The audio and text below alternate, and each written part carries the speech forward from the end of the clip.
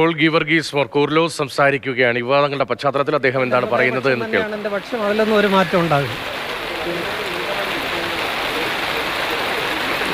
ഞാൻ ഇല്ല, ഒരു പ്രതികരണത്തിനും ഇല്ല. ദയവായിട്ട് എന്നെ പോകാൻ അനുവദിക്കണം.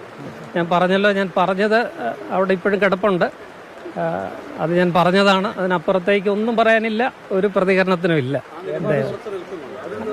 ഒരു പ്രതികരണത്തിന് ഞാനില്ല. ഞാൻ അവിടെ അവസാനിച്ച ആ വിഷയം.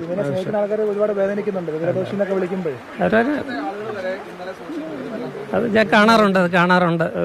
അവരോടൊക്കെ എനിക്ക് സന്തോഷമുണ്ട്, സ്നേഹമുണ്ട്. Thank you. പ്ലീസ് ഇനി ഒരു ചോദ്യം ചോദിക്കരുത്. ഞാൻ ഈ ഒരു പരിപാടിക്ക് വന്നതാണ്.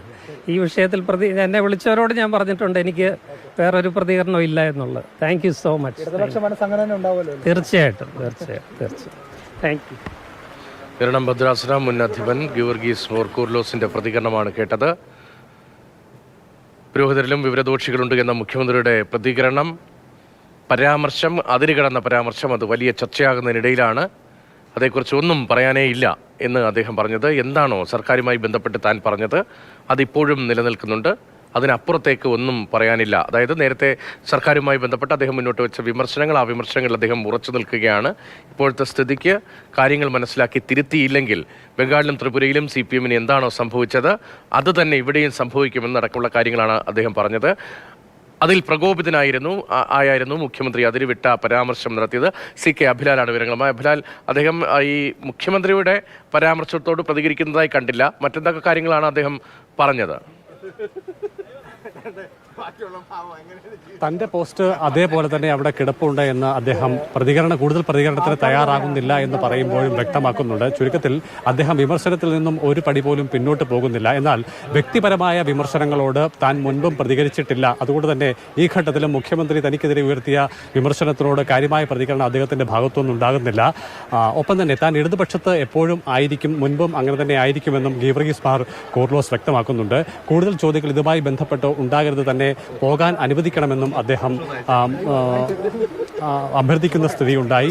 ചുരുക്കത്തിൽ അദ്ദേഹം ഉയർത്തിയ വിമർശനങ്ങൾ തന്റെ പോസ്റ്റിൽ അപ്പാടെ തന്റെ കിടപ്പുണ്ട് എന്ന് പറയുമ്പോൾ വിമർശനത്തിൽ നിന്നും താൻ ഒരു പടി പോലും മുന്നോട്ട് പോകുന്നില്ല എന്ന് അദ്ദേഹം വ്യക്തമാക്കുന്നു. പക്ഷേ ആ വിമർശനങ്ങളെ വ്യക്തിപരമായ വിഷയമായി കണ്ടുകൊണ്ട് മുഖ്യമന്ത്രിയുടെ ഭാഗത്തുനിന്നുണ്ടായ വിമർശനങ്ങളോട് അതേ നിലയിൽ തന്നെ പ്രതികരിക്കാൻ താൻ ഒരുക്കമല്ല എന്നും അദ്ദേഹം വ്യക്തമാക്കുന്നു.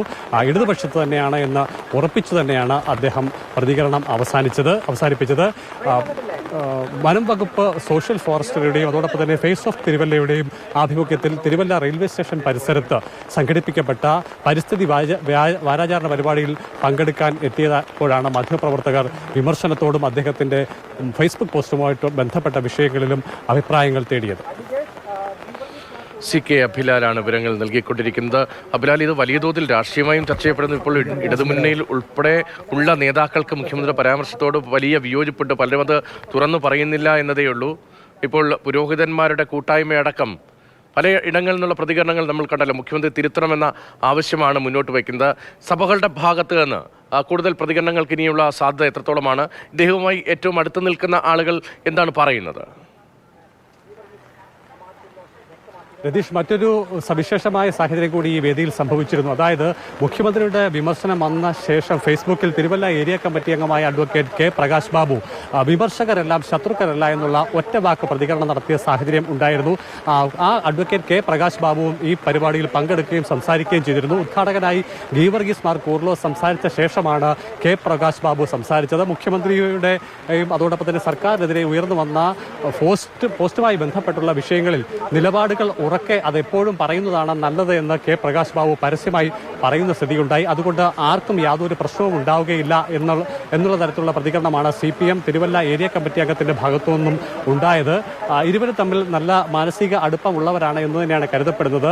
പത്തനംതിട്ടയിൽ CPMന്റെ ഭാഗത്തുനിന്നും അല്ലെങ്കിൽ CPM പ്രതികളുടെ ഭാഗത്തുനിന്നും ഉണ്ടായിട്ടുള്ള മുഖ്യമന്ത്രിയുടെ വിമർശനത്തിന് എതിരായിട്ടുള്ള ഒരു നിലപാടായി കണക്കാക്കാവുന്ന ഏക പോസ്റ്റ് വന്നതും അഡ്വക്കേറ്റ് K പ്രകാശ് ബാബുവിന്റെ ഭാഗത്തുനിന്നാണ്.